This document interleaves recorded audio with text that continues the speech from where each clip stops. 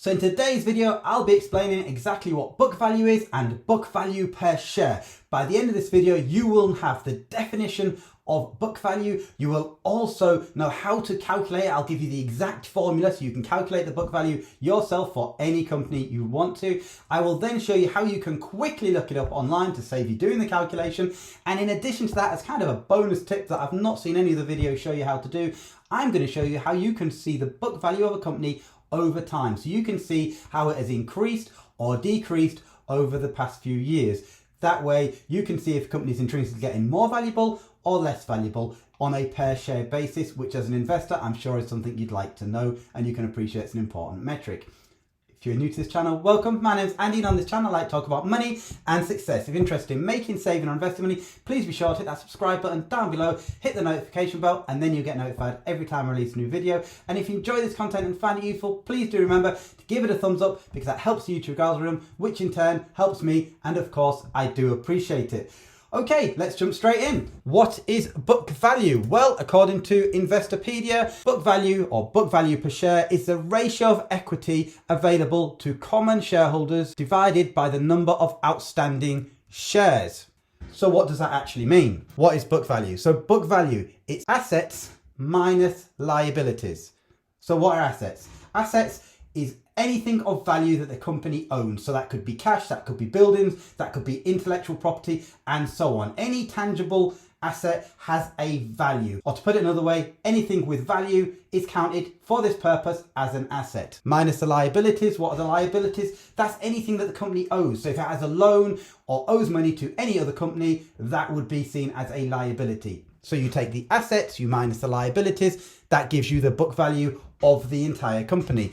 Now, book value per share is then the book value of the company divided by the total number of outstanding shares. Buying any stock below book value is a discount for the investor. Book value formula: total assets minus total liabilities equals shareholder equity.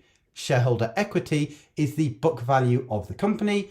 Shareholder equity divided by the total number of outstanding shares equals book value per share. If you're still not getting it, bear with me. I'm going to give you it in numbers now. Here we go. Exact formula. So book value calculation example. So imagine you've got a company that has a total assets of $10 million. It has total liabilities of $2 million and its outstanding shares are 1 million. So there's 1 million outstanding shares. Now, if you take the assets and minus the liabilities, so the 10 million minus the 2 million, you've got 8 million of equity. So as you can see, it says thus shareholder equity and company's book value is $8 million. Okay, so take the equity, divide that by the number of shares. So that's the 8 million divided by the 1 million shares would give you a book value of $8 per share. So that would be the book value of this company. So if the company was trading for more than that, say it was trading on the stock market for $10 per share, then it's over book value. It's trading above its book value. If, however, that same company was trading for, say, $6 per share, it's now said to be trading below book value or trading at a discount. Hope that makes sense. So now I'll show you quickly how you can very easily find book value yourself without having to calculate it. The easy way is to head over to Yahoo Finance, literally type the ticker symbol or company name into the search bar there at the top. I've already done that. I put Google in, that brings you up Alphabet Inc., which is Google. Then click on the statistics tab that you see there, scroll down and underneath balance sheet, you will see book value per share. So the book value per share of Google is currently $19.53. Now, when you go back to the top, you can see Google is currently trading at $99.57. You'll see that Google is trading at 5 times its book value.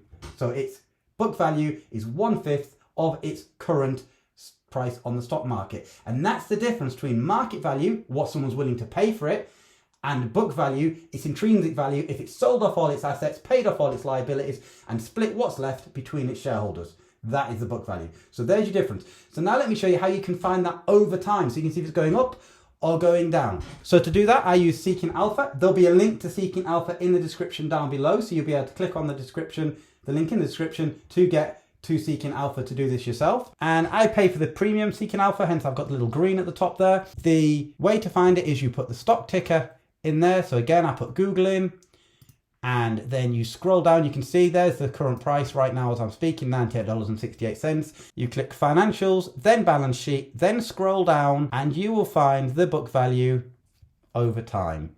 So there is the book value per share. So it's currently $19.53. And if you look, you can see that's what it was at the latest report. In 2021, it was $19. In 2020, it was $16.48. So you can see it's been increasing ever since 2014, and it actually dropped between 2013 and 2014. Who knows what happened there? We can see they issued more shares. So now let's look at a different company. So let's look at Main Street Capital very quickly. And I have reviewed Main Street Capital in the past. If you're interested in it at all, I'll put a link up there and you'll be able to see some other metrics that I've looked at in that video there. So Main Street Capital, you click on financial, balance sheet, scroll down, and where's its book value? There it is, book value per share. So it was $18.59 back in 2012, and it's grown all the way up to $25.39 in the latest report. So again, you can see on the whole, that's been growing. But if you look, the current share price isn't 5 times. If that was trading at 5 times its book value, then Main Street Capital would be trading more expensive than Google, but it's not. So that is the difference between book value and market price. And as you can see, the two things can be totally out of kilter. And there are even stocks that can be bought below book value from time to time. And generally speaking, when that happens, it's usually a good deal. I recently made a video showing you stocks below book value. Again, I'll put a link of that up there so you can see that video as well. I hope you found this useful. If you've got any questions at all and would like me to answer them, or would like me to make any other explainer type videos or any other videos at all, please do let me know in the comments down below and I'll be happy to take a look. And if I can do the topic, I certainly will. Take care. Thanks for watching and bye-bye.